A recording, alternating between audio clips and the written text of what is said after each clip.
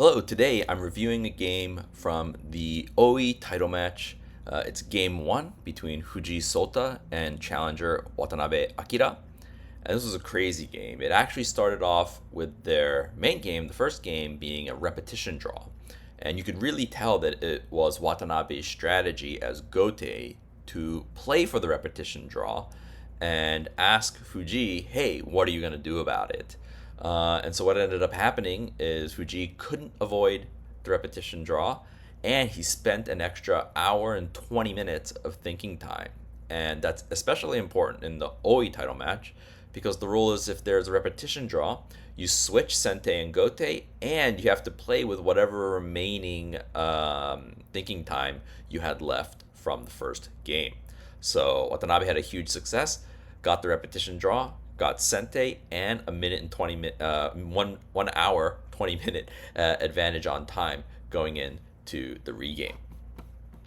So in the regame, they played Aigakari, and that's basically just when you push rook pawns without opening your bishop diagonals. And they go ahead and push all of the edge pawns, and Fujii kind of initiates the first trade of the rook pawns. He goes ahead and retreats his rook to the fourth rank to use his rook to defend horizontally.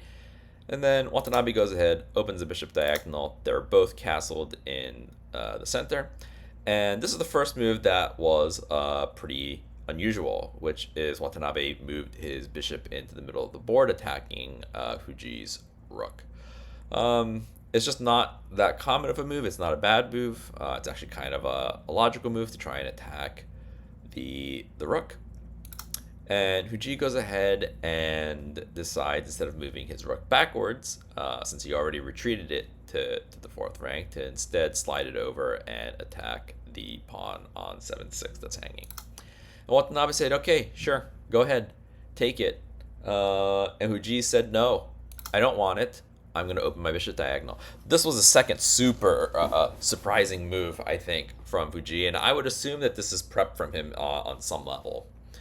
And the reason why this is peculiar is because it actually lets Watanabe drop a bishop on 8-2 and A, threaten the lance, but B, make a horse. He's guaranteed to be able to make a horse here. I think even the engine gives a slight advantage to Watanabe, but I would assume that Fujii has looked at this specific variation. It's not that pawn to 3-4 move. I don't think is even in the top 5 moves recommended by the engine. So it's very unlikely that people are studying this line just in case someone plays it against them. And I think it was a really interesting choice by Fujii here to pick this very offbeat strategy, specifically when it's a title match, but time controls are a bit low because it's a repetition draw game. So we'll see how that works out for him. And it's a pretty natural move. Watanabe wanted to bring his rook into the game. And then Fujii decides he's going to attack that rook by dropping the bishop onto 4-4. Now, Watanabe has an important decision here. Is he going to draw the rook back, where it's going to be very safe? Or is he going to try and slide the rook over somehow to maintain this horizontal influence of the rook? And it turns out that if you drop the rook back here, it's just too passive. And Fujii actually has an edge attack on the other side of the board immediately. It's not super clear right away why this works, but the idea actually is to bring your rook in this way. Sometimes you see this idea of bringing the lance up, and then it would usually be trading the rook pawns here and then coming over. I don't play Aigakari or like Yokofudori type openings very much, so I don't know if this is a super common idea to do it over here, but it's not something that I've seen specifically before. So Watanabe did not go for this. Instead, he went ahead and slid the rook over to 3-6 to make sure that this pawn is protected. He's also asking Fujii, what are you going to do about this? Fujii says, I'm going to ignore it and I'm going to go after your weak pawn. And Watanabe's like, I was just bluffing. I think he didn't want to take this.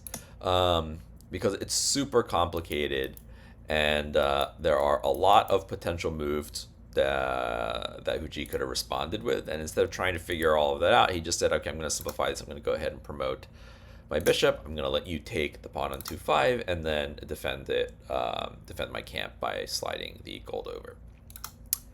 So here Fujii goes ahead, develops his silver, and Watanabe brings the horse back. Fujii runs the king away from the horse, and Watanabe says, hey, your fifth file is a little weak now that your king ran, and so I'm going to attack it with my rook.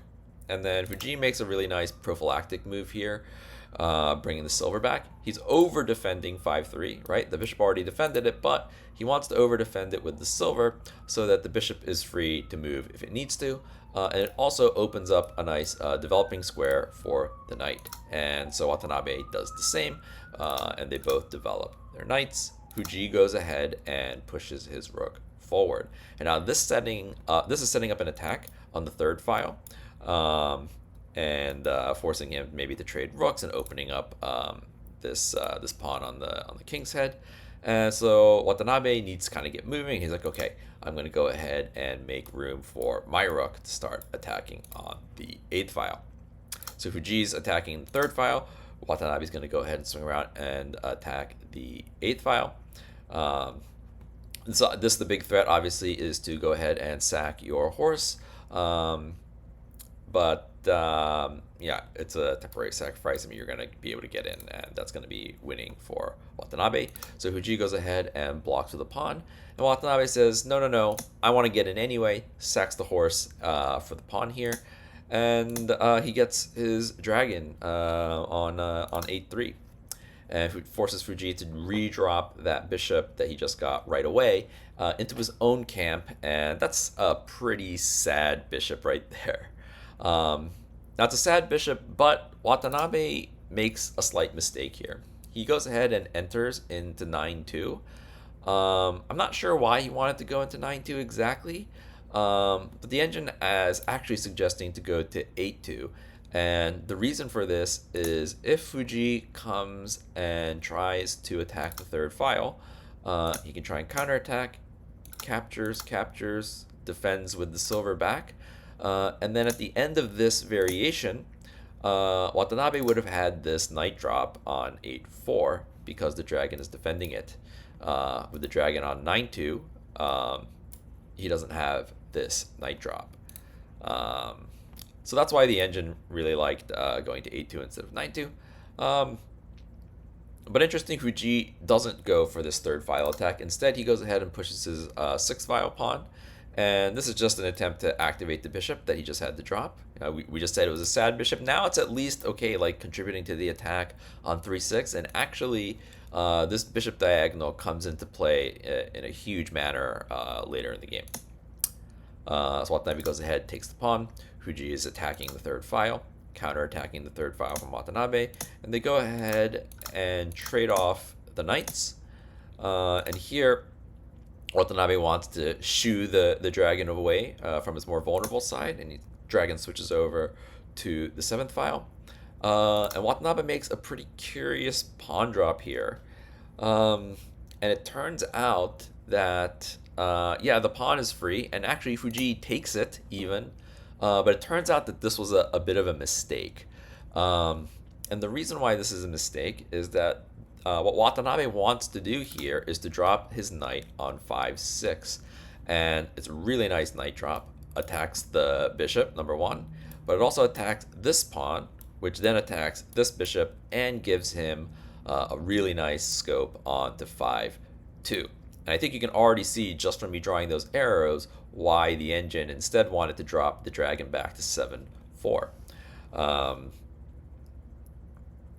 But I mean, okay, like you can bring the bishop up to 5-5 and it defends this square. But it turns out that this silver drop on 4-6 traps the bishop.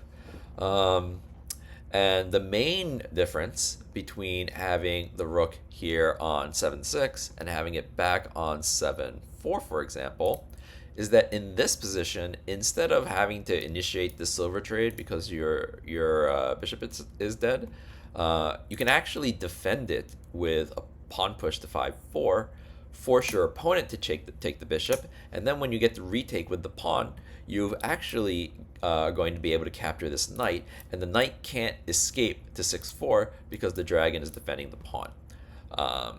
So this is the reason why the engine didn't like Fujii taking this, and it's actually quite a big mistake. Watanabe goes ahead and drops his knight, drops a silver. And so here that pawn to 5-4 move doesn't work, right? Because he's not defending the pawn on 6-4. And so Fujii counterattacks on the 8th file. I think there was an option to just take the bishop. But Watanabe decides, okay, I'm just going to play it safe. I'm going to go ahead and remove this because I'm going to be able to capture the bishop later anyway. And Fujii says, okay, yeah, you're right. Goes ahead and trades the bishop for the silver. Fujii goes ahead and threatens the 8 file, and Watanabe now gets his really nice knight jump. Fujii has to run the bishop, and then Watanabe makes this pawn drop on 3-4. So Watanabe just activated his dragon, activated this knight, so he's doing a very good job attacking from the left side. And so now this pawn drop is saying, okay, I need to start attacking a little bit from the right side so that I can surround the king. It's a much more efficient way to attack.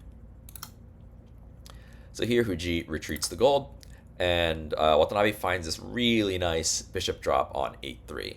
And what this bishop drop is doing is there's actually 3 reasons for dropping this bishop. Obviously, the first one is it's attacking the gold.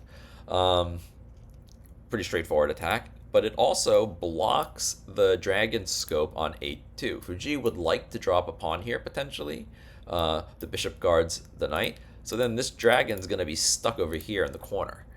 So that's reason number 2. And reason number 3, the bishop helps eye this key square to help defend his own king. So really, really nice bishop drop, top engine move. Fujii has to run the gold. And again, back to back, Watanabe finds a top engine move here, only move to maintain an advantage, and it's pawn drop on 8-7. So there's a really nice sequence of moves of Watanabe where he's attacking, and then now he realizes, okay, my attack is a little bit slow, so I can take the time now to defend a little bit and make sure that Fujii is not going to be able to enter my camp with his dragon. And Fujii, I think around here, realized that he made a bit of an error and that he's behind. So he kind of makes his last stand essentially here, and he sacrifices the dragon for the silver. Watanabe goes ahead, obviously, and recaptures, and here is where that bishop diagonal comes into play. Bishop to 3-6 with check. Here, only move from Watanabe to maintain his advantage was to move to 4-8. For example, if you go to 4-9, there's this silver drop, which is a threat mate by threatening this silver drop on the head.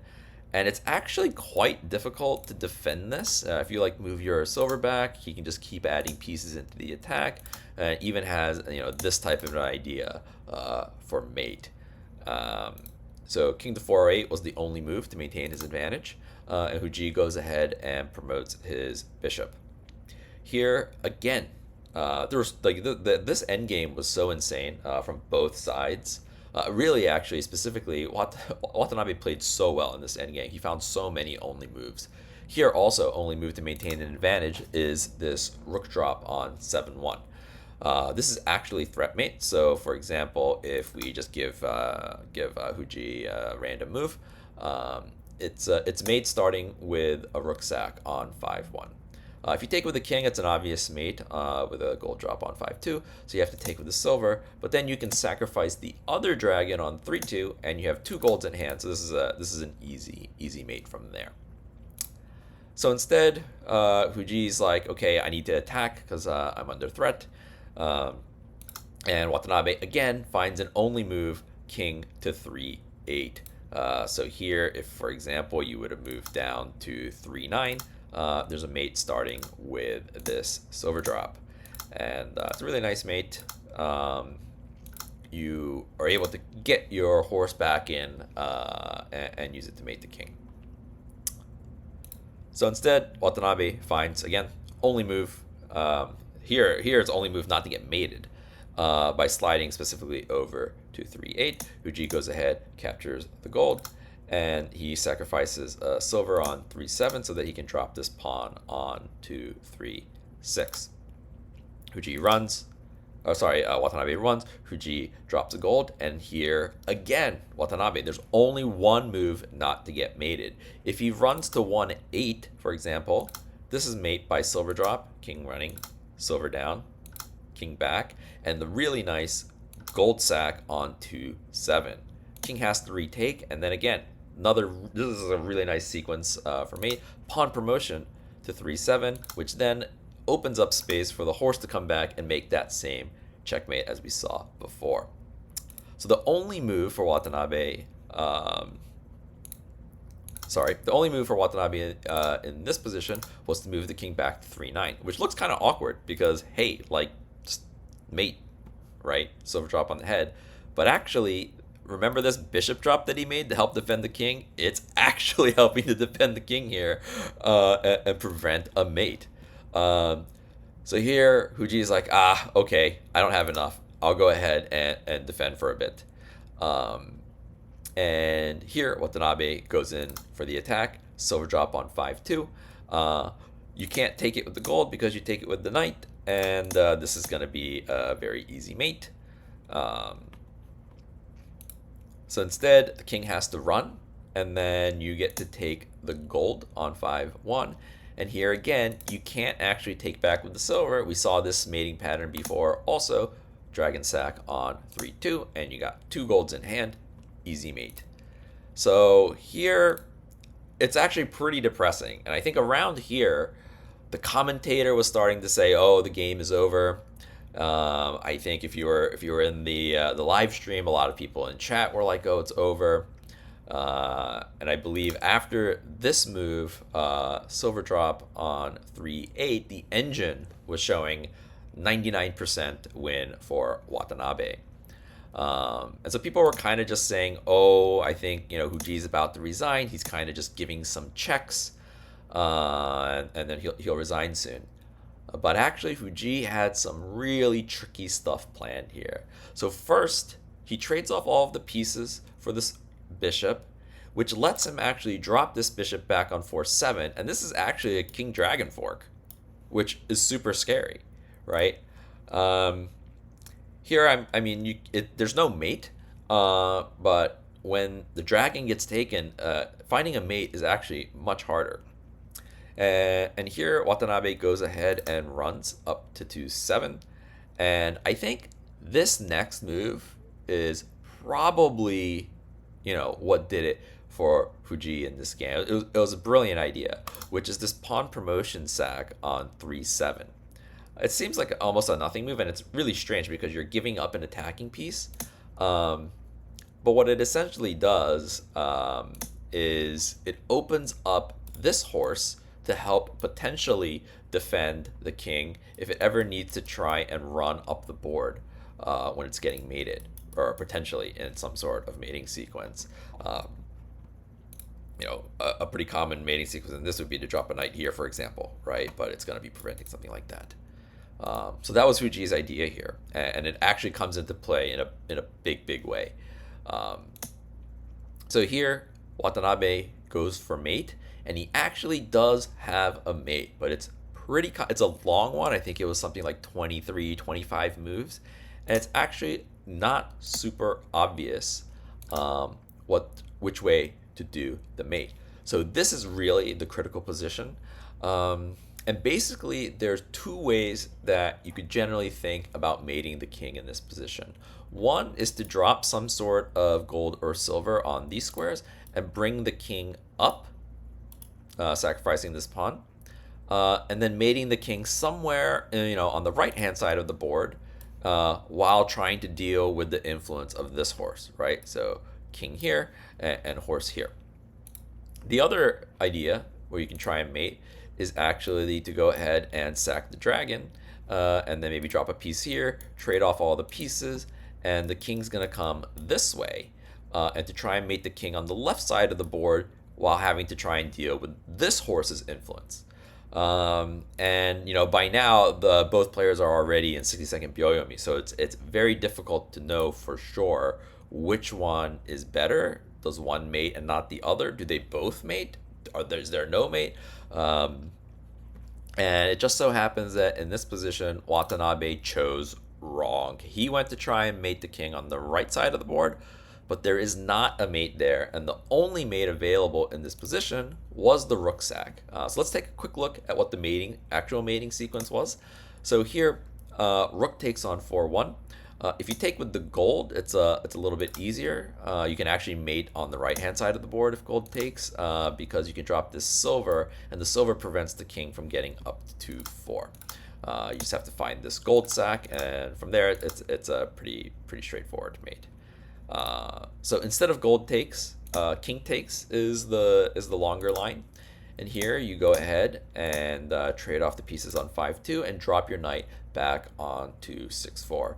And the commentator for the match was Suzuki Daisuke, and he was saying that he suspects that Watanabe decided not to go for this line because when he was trying to read this line, it's actually a very ugly mate. Not necessarily saying that Watanabe, was trying to be artistic or anything like that, or he was trying to finish it with style. It's more that as a professional player, when you see this like very brutish line of attack, you think it must be wrong or it must not work. It's too heavy. It's too slow. But this is actually the type of mate that even amateur players can find. And actually, the commentators said essentially, it was like, this is the type of mate that an amateur showdown would find, but it can sometimes be difficult for a pro to want to go for such a line if it's a little bit obfuscated, because you're kind of just dropping pieces subsequently. There's the shogi proverb, to check is to chase, and so generally you want to be trying to mate in much more of a in a much more elegant manner, or by surrounding the king. But this is more kind of just dropping pieces sequentially. And so potentially it just so happens that you have so many pieces you can keep dropping them and mate the king. But he was saying, in reading this line, it's easier to dismiss this line because it seems unlikely to work. So that was the mating line that Watanabe missed. Instead, he goes for this silver drop, but it's still like a really interesting how Fujii uses all of his defensive resources to prevent mate here. So Watanabe goes ahead, sacks the gold, throws in a check with the dragon, and actually even here, Fujii slightly messed up with this gold drop. I think here the engine says Fujii is completely winning if he drops the silver. But actually, because he dropped the gold, somehow it's a completely even game in the engine evaluation, which is just absolutely crazy at this point in the game. But I don't think neither player really knows that at this point.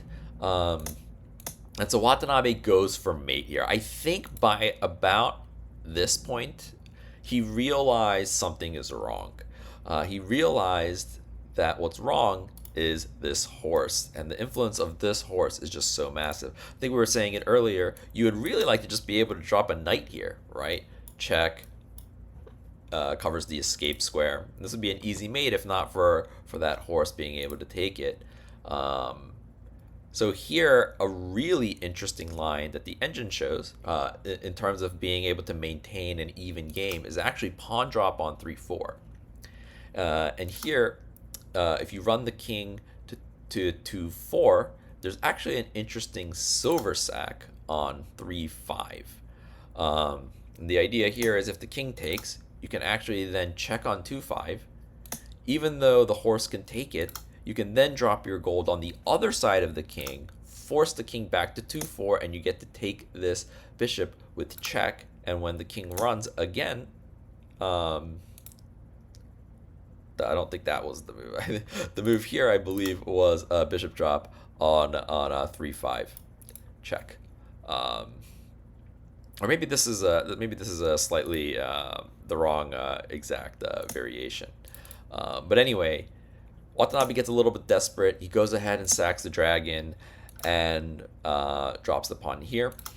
And here, those same lines don't quite work. This was actually Watanabe's last trap. I mean, we've been talking in all these variations how this horse defends these squares. But actually, in this variation, if the horse takes, it's actually mate.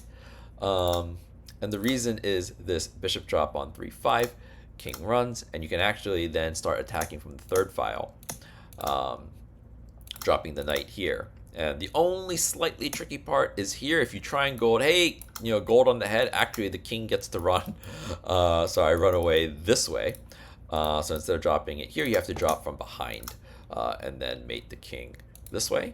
Unfortunately for Watanabe, Fujii saw this. And Fujii instead runs to 1-3.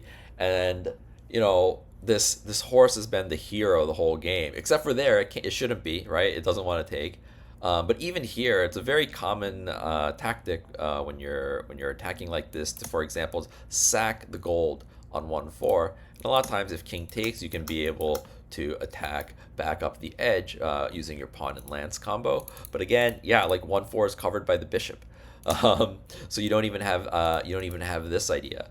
So here Watanabe gives a check, gives another check, and then Fujii just hides back on 1-3. And there's nothing Watanabe can do here, and he resigns. So this was a crazy game. I feel bad for Watanabe because I feel like his idea for this, first match was absolutely brilliant. Force the repetition draw because he's Gote so that he can get Sente, and he knows Fujii's not gonna want a repetition as Sente. Fujii's gonna do something to try and prevent it, and he kind of forced Fujii to spend a ton of time trying to find a way through. And then he got his Sente, he got the time advantage, he had mate on board, and it was just a really wild and crazy game. And then from Fujii's side, man, like this guy is just an absolute demon. Like even when he's completely losing, he is not gonna make it easy on you. He's gonna find the trickiest, most difficult lines for you to finish off the game. So what I'm really hoping is Watanabe can bounce back from this, and I'm really excited to see what he has in store for future Gote games and other Sente games, and I'm just really hoping we're gonna get a full 7-game series of this quality of game because this is so exciting. So yeah, thanks for watching. I'm gonna be reviewing the rest of the games in this series, so if you want to see that, make sure you're subscribed. And if you have any suggestions for games that you would like me to review or analyze, please drop them in the comments below. Thank you.